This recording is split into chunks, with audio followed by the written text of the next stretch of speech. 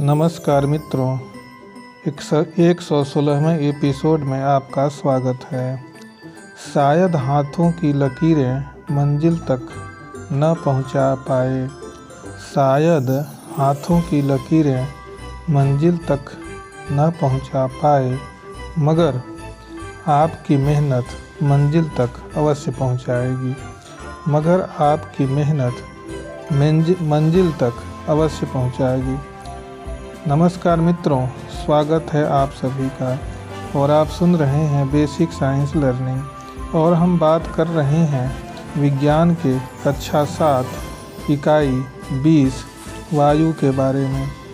मित्रों, हमने वायु के कुछ गुणधर्मों के बारे में भाग 1 में बताया था। हमने यह बताया था कि वायु का संगठन भी वायु कई गैसों से मिलकर के बना होता है। इसके लिए हमने कई क्रियाकलाप भी किए थे। वायु में भार होता है, इसके लिए हमने क्या किया था कि एक डंडी के सहारे, डंडी के बीच में हम धागा बांध देते हैं और उस डंडी के दोनों ओर गुब्बारे फुला करके हम क्या करते हैं कि दोनों सिरों पर गुब्बारे फुला करके हम गुब्बारों को बांध देते हैं। उसके बाद हम क्या करते हैं, जब गुब्बारे को हम फुला लेंगे तो फुलाने के बाद उसे हम गुब्बारे के सिरे को बांध देते हैं जिससे कि उससे हवा न निकले। उसी तरह दूसरे तरफ भी हम हवा गुब्बारे में भरते हैं तो क्या देखते हैं कि दोनों का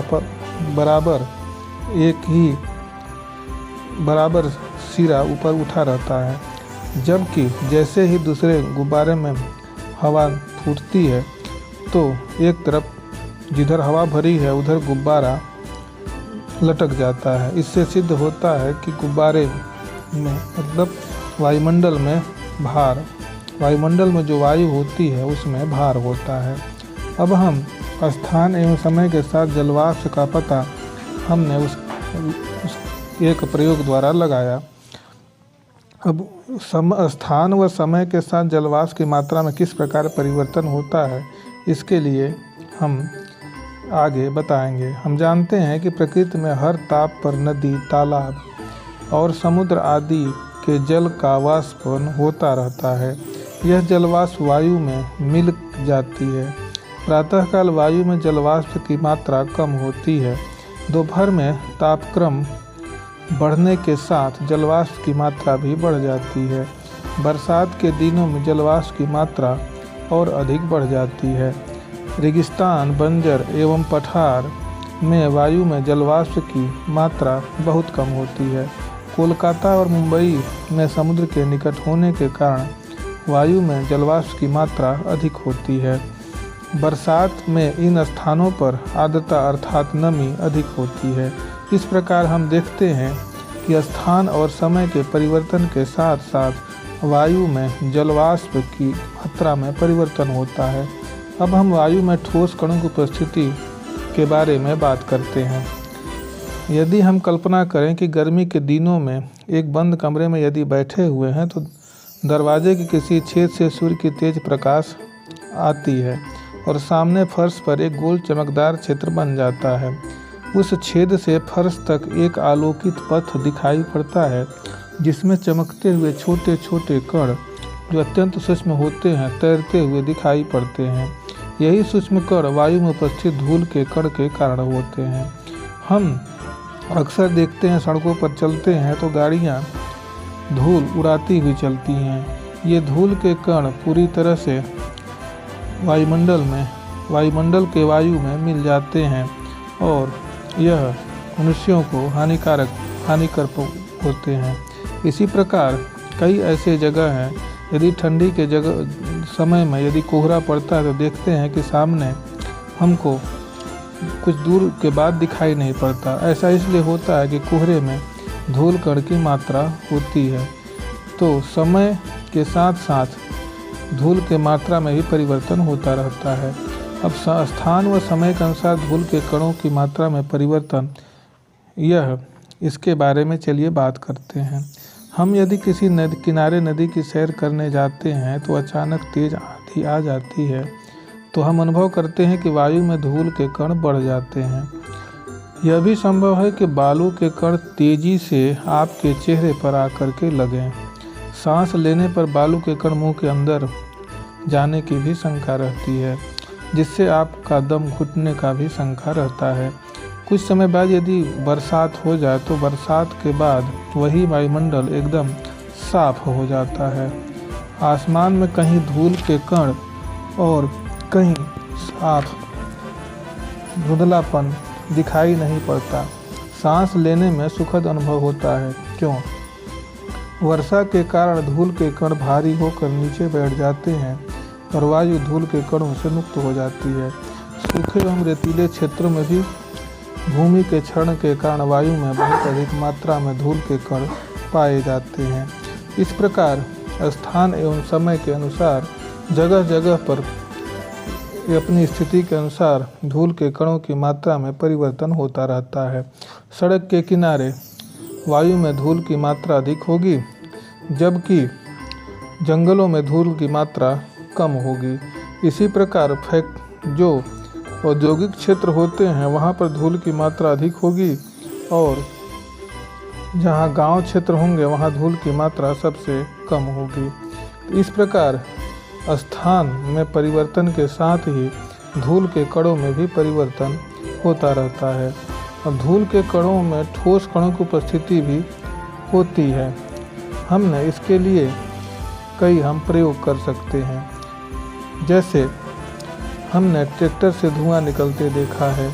जिस पाइप से धुआं निकलता है ऊपर ठीक वाला हिस्सा थोड़ा मुड़ा हुआ होता है, जिससे वर्षा का जल अंदर न जा सके। मुड़े स्थान पर सिरे पर काले रंग का एक पदार्थ जम जाता है। जिन घरों में धुआं निकलने के लिए छत पर एक चिमनी धुआंदानी बनी होती है, इसमें भी काला पदार्थ जमा हो जाता है। दीपक जलाकर भी काजल हम बनाते हैं। विभिन्न उदाहरणों से काला पदार्थ क्या है और यहाँ कहाँ से आया। दीपक जला करके यदि हम प्लेट दीपक के ऊपर रख दें तब भी उसके जो प्लेट के नीचे काला पदार्थ जमा होने लगता है, वह भी एक प्रकार का काजल है। वास्तव में जलते दीपक से, ट्रैक्टर से, धुएंदानी से या किसी कारखाने की चिमनी से प्राप्त धुएं में अत्यंत सूक्ष्म कार्बन के कण होते हैं जो आँख से दिखाई नहीं देते हैं। यही कण एकत्रित होकर काले पदार्थ के रूप में दिखाई देते हैं। जब यही धुआं वायु में मिल जाता है तो वायु में कार्बन के सूक्ष्म कणों की उपस्थिति हो जाती है। धुएं से स्वास्थ्य पर बहुत ही बुरा असर पड़ता है। इससे थकान, सुस्ती, सिर दर्द, आँखों में जलन, एलर्जी, सीने में दर्द, फेफड़े में से संबंधित बीमारी, गले में स्राव हो जाता है।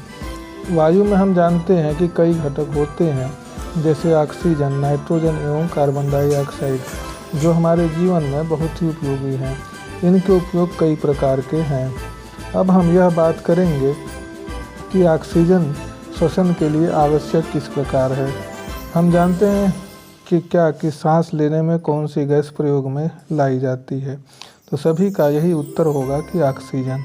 ऑक्सीजन एक प्राणदायक गैस है। वायुमंडल में ऑक्सीजन की उपस्थिति का पता सबसे पहले प्रिस्टले नामक वैज्ञानिक ने लगाया था। उन्होंने प्रयोग द्वारा यह बताया कि वायुमंडल में ऑक्सीजन उपस्थित होती है। ऑक्सीजन शब्द वैज्ञानिक लैवासिए ने दिया था। श्वास संबंधी रोगियों में ऑक्सीजन सिलेंडर से कृत्रिम श्वास दी जाती है। अधिक ऊंचाई या समुद्र की गहराई में जाने पर ऑक्सीजन की मात्रा में परिवर्तन होता रहता है और ऑक्सीजन की कमी हो जाती है। अधिक ऊंचाई और अधिक गहराई पर ऑक्सीजन की कमी को पूरा करने के लिए पर्वतारोही, समुद्री गोताखोर और अंतरिक्ष यात्री सांस लेने के लिए अपने साथ ऑक्सीजन के सिलेंडर को ले जाते हैं। हम जानते हैं कि ऑक्सीजन किसी वस्तु को जलाने में सहायक होती है। यदि जलती हुई लैंप या मोमबत्ती को गिलास से ढक दिया जाए तो क्या होता है? ऑक्सीजन न मिलने के कारण मोमबत्ती बुझ जाती है। इसी प्रकार ऑक्सीजन के कई सारे उपयोग हैं जो हम प्रयोग में लाते हैं। हम वेल्डिंग में भी ऑक्सीजन का प्रयोग करते हैं और अंतरिक्ष में भी ऑक्सीजन ले जाते हैं। जो बड़े बड़े जो अंतरिक्ष यात्री होते हैं या जो गोताखोर होते हैं अपने पीठ पर ऑक्सीजन का सिलेंडर ले जाते हैं, जिससे उनको सांस लेने में दिक्कत न हो। अब आगे हम नाइट्रोजन की उपस्थिति के बारे में बात करेंगे। तो मित्रों, आज के इस एपिसोड में बस इतना ही। अगले एपिसोड में फिर मिलेंगे। धन्यवाद।